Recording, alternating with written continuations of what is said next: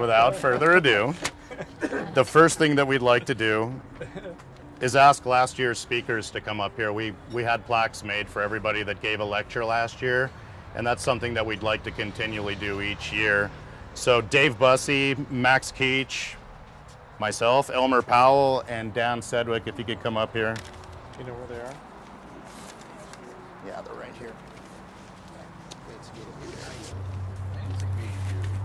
Yeah. So, Elmer, that's for you. Okay, thank you.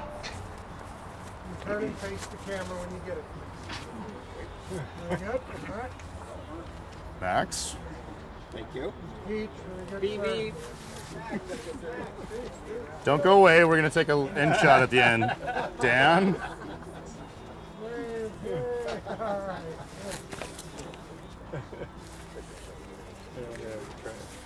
Dave. Thank you very much.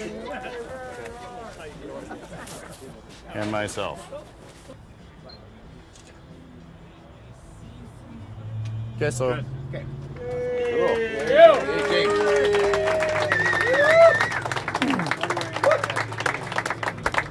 One thing I'd also like to say is if you weren't here last year, David filmed the lectures, and if you didn't get a chance to take part in seeing them, they're all available on DVD. And there's some really good talks with some really good information. And I suggest that you, if you haven't seen them, check out the DVDs. Phil Fleming. So, with further ado, what we would like to do is, what we decided was, you know, some of these articles were getting these wonderful articles, nice, fresh, new things. And these are, like we said, these are people that are doing this on their own time, volunteering, sending them in, and what are they getting out of it? We wanted to thank them, give them awards, and vote on who presented the best article in different categories. We basically broke that down into colonial, revolution, war of independence, various paper money, and basically decided, like, okay, these are the articles. We voted on them, and these were the articles that were the best in the categories that were presented. And with that, I'd like to ask Phil Fleming to come up here. Phil wrote an article last year on the jeweled cross cob coinage of Charles II. And if you've read that, this is a series that there's very little documented on it. It was, what you can get from it is, you know, prior to this, it was various auction catalogs, various, you know, when they were selling coins off the plate fleet. And Phil's been doing some pretty groundbreaking research on a series that's kind of still a muddy water that a lot of people, it's not well cataloged. Have another beer. Yeah, you're doing good. Well, all right. Phil. Hey, Phil.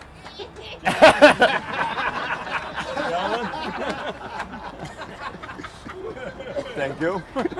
Cheers. He's drinking, I want. Houston Pearson. You want to talk a little bit about that?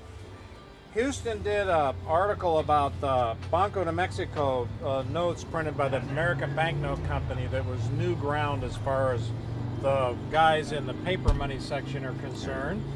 And we're giving him the award where they can for Best General Paper Money Article. Well, thank you. You're welcome.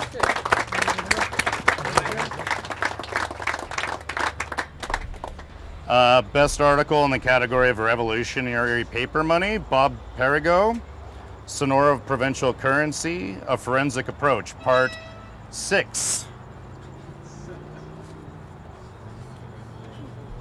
And we're almost done. Yep. That was a great article. The detail was incredible. I thought it was getting congratulations. And you know what? Keep up the good work. I mean, if you guys didn't notice, that was part 6. It's not like this was just a one-off that he's... There's a couple of other awards that the recipients aren't here right now, such as Scott Dahl, who will be at the show tomorrow. He's coming in late, so we're going to give that to him at the show tomorrow. There was one article that stood out above a lot of the others, and I'd like to ask Ralph Boppel to come up here right now. He wrote an article about a coinage that, for a long time, a lot of people considered this to be a coin of Colombia. It was in the Kraus books as Colombia. It was actually in other things like that. And it was misattributed and overlooked. A rare necessity issue is looking for its rightful place among the Mexican War for Independence. Hey, Ralph, come on up. Good job. Oh my God.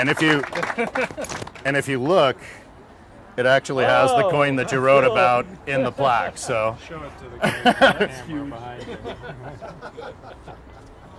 we've gotten a lot of articles submitted from a lot of different people that went into publication, and I'd like to thank everybody. And like I said, this is 100% based on people's contributions, just on their own efforts.